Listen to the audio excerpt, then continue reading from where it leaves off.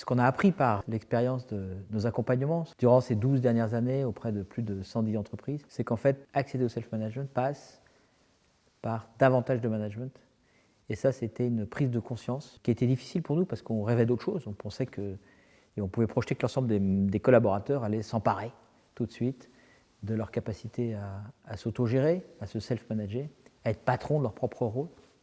Et en fait, ça ne correspond pas à la réalité. Même si certaines personnes le font, ça reste une minorité de personnes. La plupart des collaborateurs, en fait, ont besoin de management. Mais plus n'importe quel management si votre intention, en tant que dirigeant, c'est d'aller vers le self-management. Donc, prenons un exemple concret. On en a plein, puisque c'est une conclusion qu'on a pu observer, qu'on a pu tirer de multiples cas clients ou cas d'entreprises qui ont adopté holacracy ou un management constitutionnel de type holacracy. Et je pense à une société dans le secteur de la santé, de plusieurs centaines de personnes qui ont adopté holacracy, on les a accompagnés pour ça. Et ce qui s'est passé au bout de quelques années, c'est que les deux dirigeants, ils sont deux dirigeants, et nous ont appelés en disant « Bernard-Marie, qu'est-ce qui se passe? Là, on est en train de baisser en performance. Les managers, ils sont plus présents, on ne les voit plus. Ils ont disparu de l'écran radar, ils n'interviennent pas. Donc on est allé sur place et on s'est rendu compte qu'effectivement, les managers s'étaient mis en retrait. Et bien sûr, se mettant en retrait, il y a plein de choses qui auparavant étaient gérées par les managers, qui ne l'étaient plus, parce que les managers ne sont pas là par hasard. Et les managers ont, pour la plupart, voire la totalité, une capacité particulière liée à leur maturité, leur responsabilité, à leur expérience, à ressentir des besoins de l'organisation que les autres, leurs collaborateurs, ne ressentent pas. Et du coup, évidemment, tous ces besoins organisationnels, à partir du moment où les managers se sont mis en retrait, ils n'étaient plus traités. D'où cette baisse de performance. Donc on est allé voir les managers, on a discuté avec eux, et lorsqu'on a analysé ça avec les managers, on s'est rendu compte qu'effectivement, la plupart des managers, dans ce cas précis, et c'était vrai dans d'autres entreprises, on l'a constaté ensuite, se sont mis en retrait. Ils se sont mis en retrait par rapport à ce qu'ils faisaient avant. Et du coup, ces managers, ils ont engrammé de façon consciente ou inconsciente que finalement, pour aider le processus de déhiérarchisation, c'est comme ça qu'ils parlent, eh bien, je vais me mettre, moi manager, je vais me mettre en retrait, comme ça je vais faciliter le dit processus. Ce qui est dommage, parce qu'en fait, on a toujours besoin d'eux, l'organisation a toujours besoin d'eux. Et s'ils se mettent en retrait, effectivement, les besoins organisationnels qu'ils étaient capables de ressentir et qu'ils étaient les seuls capables de ressentir, ne sont tout simplement plus traités, d'où la baisse de performance. Donc, fausse croyance, il n'y a plus besoin de management, et du coup, les managers ont tendance à se mettre en retrait. Je pense que c'est un effet inéluctable d'une transformation de cette envergure-là. Et maintenant, on l'anticipe en amont, en formant les managers et en anticipant ce phénomène. La deuxième raison pour laquelle nous avons observé, en discutant avec eux, ce retrait du management, c'est qu'en fait, ils avaient peur de mal faire. Et c'est vrai que quand vous mettez en place un management constitutionnel de type holacracy, ça induit une nouvelle forme de complexité. C'est plus complexe qu'avant, d'une certaine manière, parce qu'il y a la notion de rôle, parce qu'il y a pas mal de règles, pas mal de processus, etc. etc. Et les managers, et c'est part d'une bonne intention, avaient peur pour beaucoup de mal faire. Donc ils préféraient ne pas faire plutôt que de mal faire. Ajoutez à ça que du côté collaborateur, le même message qui est répandu pas mal sur le net, qui est finalement avec holacracy ou en entreprise libérée, etc., il n'y a plus besoin de manager et donc on est libre, a souvent, et c'est un effet du départ, un effet de bord du départ, a été interprété par beaucoup de collaborateurs comme maintenant, on en holacracy, on est en management constitutionnel, on est en entreprise libérée, donc chacun peut faire ce qu'il veut. Donc ajouter tous ces phénomènes-là ensemble fait que les managers prennent moins leur place, se mettent en retrait, et ça a un impact direct sur la performance. En fait, qu'est-ce qui se passe si on prend du recul par rapport à ça? C'est juste que les managers passent par une crise d'identité, passent par une perte de repères.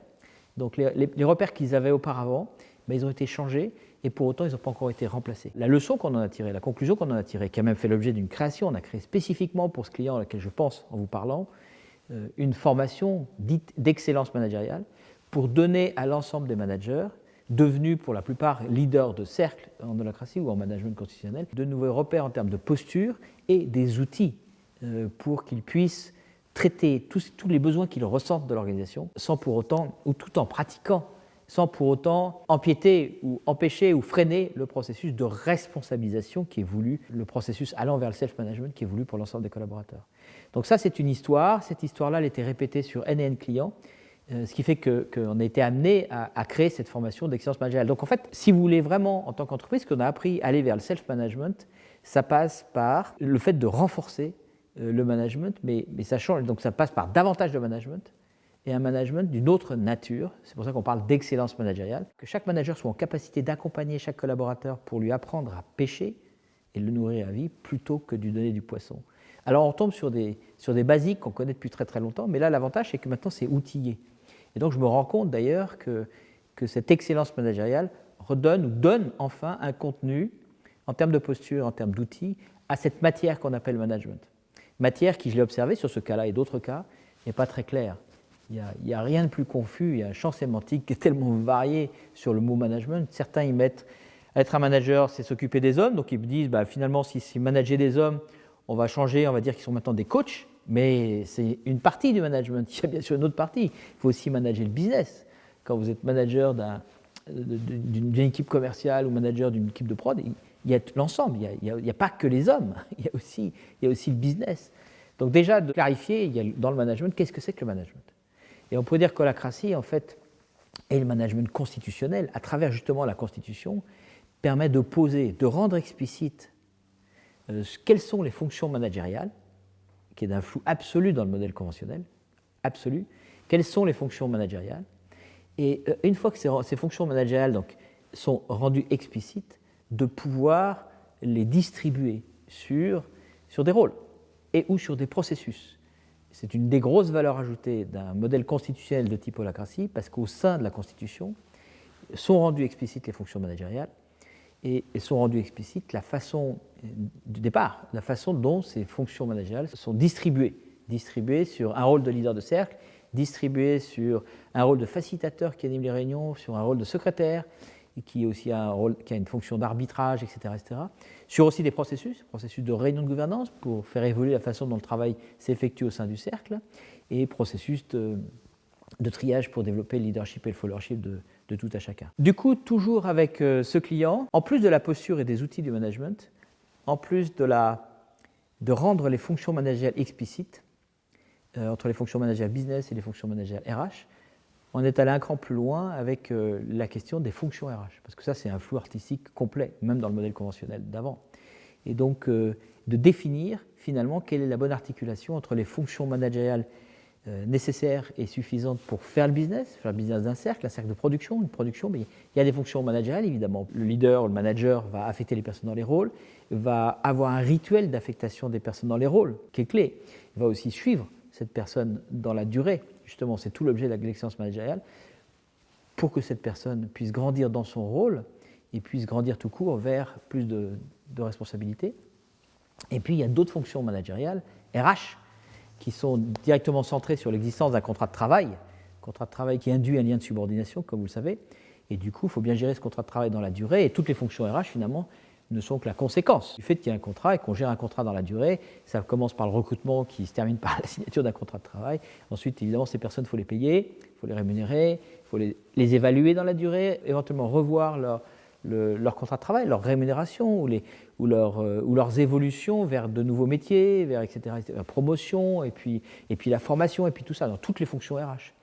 Et du coup, la plupart des clients, et le client que j'ai pris comme exemple au départ qui nous a amené à aller vers l'excellence managériale, on s'est rendu compte que ce n'était pas clair du tout le management en général, et du coup qu'il fallait un cran plus loin et de bien distinguer qu'est-ce qui était de l'ordre des fonctions managériales en dehors du business, managérial RH, le minimum suffisant pour faire le job, pour faire le business, dans toutes les équipes, tous les cercles de l'organisation, et puis les fonctions managériales RH classiques, toutes les fonctions RH classiques inhérentes au fait qu'il y a un contrat de travail. Et comment s'articulent ces deux blocs entre traditionnellement l'ARH et puis le management? Entre le management business, qui possède un minimum de fonctions RH évidemment, et puis le management RH pur et dur, lié au fait qu'on est centré sur la personne avec laquelle l'employeur a passé un contrat de travail. Donc cette articulation, ces deux polarités, comment les rendre claires? C'est vrai qu'elles sont assez floues dans le modèle conventionnel, et comment est-ce qu'on peut les rendre claires? Tout simplement en distinguant le minimum suffisant attaché à un business, un cercle, l'organisation du travail pour que la production fasse la production, le commerce fasse le commerce. Et de l'autre côté, donc là, il y a un focus très opérationnel, il y a un regard RH qui est centré sur une adéquation entre une personne et un de ses rôles, et puis de l'autre côté, un focus, un centrage sur la personne en tant que telle, pour gérer la personne dans la durée. Voilà. Et donc ça, c'est un sujet aussi qui est venu et qui, pour moi, fait partie intégrante de l'excellence managériale. Les conclusions auxquelles on s'est arrivé, qui a fait l'objet d'une formation, d'un parcours, qui est un long parcours, qui évolue et qui évolue tout le temps, sur comment est-ce qu'on équipe les managements, comment est-ce qu'on équipe l'ensemble des managers pour que ceux-ci comprennent et attrapent, fassent des déclics et soient outillés pour aller vers de nouvelles postures, qui est d'accompagner leurs collaborateurs vers le self-management et également leur donner les outils, les nudges, leur permettant d'arriver à adopter ces nouveaux comportements. Et sans nudge et sans outils, c'est juste pas possible parce que finalement, quand je vous raconte tout ça, j'ai un peu l'impression de dire avec les mots ce qu'on pouvait dire dans le management conventionnel, sauf qu'on n'y arrivait pas. La différence entre un management constitutionnel de type holacratie et ce qu'il y avait avant, même si on retombe sur les mêmes grandes idées, c'est que maintenant on a une matière managériale avec un vrai contenu, avec des vrais points de repère pour les changements de posture managériale et posture de self-management et des outils permettant de le faire dans la durée.